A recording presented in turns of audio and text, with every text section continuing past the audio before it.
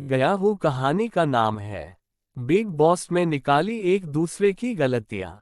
जब तक मैं कहानी को स्टार्ट करूँ तब तक जो लोग नए हैं वो मेरे चैनल को सब्सक्राइब कर ले और हाँ दोस्तों बेल आइकन को प्रेस कर ले ताकि जो नई वीडियो अपलोड करूँ तो पहले आप लोगों तक पहुँच जाए। तो चलो दोस्तों कहानी को स्टार्ट करते हैं।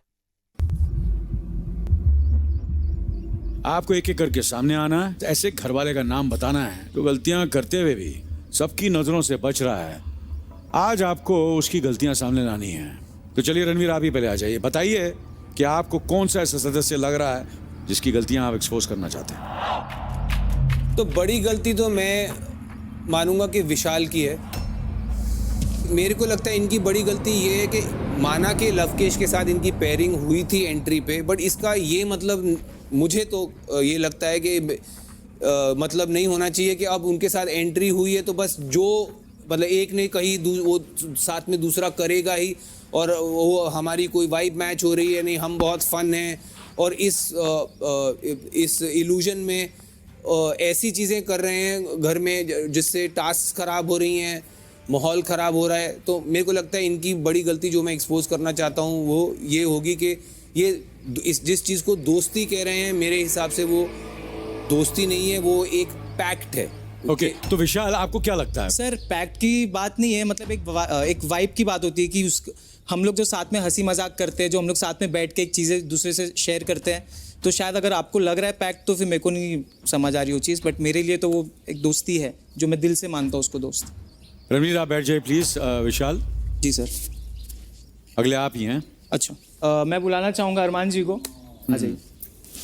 तो मेरे ख्याल से इनकी गलती है कि सर मैंने कुछ दिनों से ये ऑब्जर्व कर रहा हूँ कि झगड़े के बाद भी ये फट से नॉर्मल हो जाते हैं लोगों के साथ। तो मेरे को ऐसा एक मैं कंक्लूजन पे ये आया हूँ कि ये दिल से बहुत अच्छे हैं, लेकिन ये गेम के लिए ऐसे कुछ जानबूझ के झगड़े करते हैं जो शायद जिसकी ज़रूरत ना हो। सर सबसे बड़ी बात तो क्या है ना, जब एक माहौल होता है झगड़े का या फिर चीज़ें होती हैं तो मैं वहाँ पे बोलता हूँ चीज़ों को लेके, और हमें इस घर के नीचे रहना है सर। तो सर मैं हर टाइम बहस कैसे कर सकता हूँ? तो ये मुझे लगता है बचपना इनका थोड़ा सा क्लास लेनी चाहिए। असल में क्या है ना, कभी दुनिया का एक्सपीरियंस नहीं हुआ सर इनको, तो वो ये सोशल मीडिया का एक्सपीरियंस है, वो इतना ही बोलेंगे जितना उन्होंने देखा है। चलिए विशाल वर्मन बैठ जाइए। लव सर मैं नेजी भाई को एक्सपोज करना चाहूँगा। बताइए। कहीं ना कहीं मेरे को ये लगता है कि जैसे आपने बोला था सुम में गुम, तो मेरे हिसाब से नेजी भाई की गलतियों पर इतना फोकस नहीं जाता, वो सबके साथ अच्छी बना के रखते हैं अपनी, जिसकी वजह से जहाँ तक मेरा ऑब्जर्वेशन है उनका नॉमिनेशंस में नाम भी नहीं आता। तो यही एक्सपोज करना चाहूँगा मैं तो नेजी भाई को। नेजी भाई क्या कहना चाहेंगे आप इसके बारे में?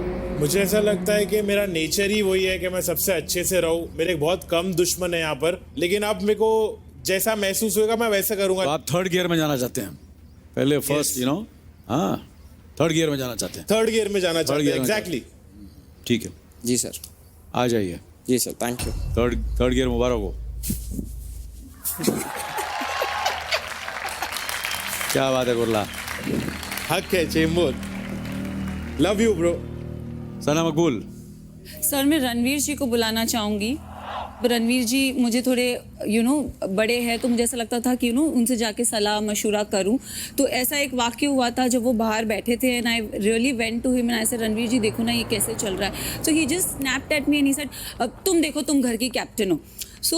मुझे ऐसा लगता है कि अगर आप हर चीज़ पे इनपुट देते तो मैं तभी भी आपसे एक सलाह मांगने के लिए आई थी, जहाँ आपने मुझे ऐसे मतलब। अरे सना गलती क्या है जो सर गलती वही है कि ये बहुत इजीली स्नैप कर जाते हैं, बहुत इजी इनपुट देते, तो मैं तभी भी आपसे एक सलाह मांगने के लिए आई थी, जहां आपने मुझे ऐसे मतलब। अरे सना गलती क्या है जो सर गलती वही है कि ये बहुत इजीली स्नैप कर जाते हैं, बहुत इजी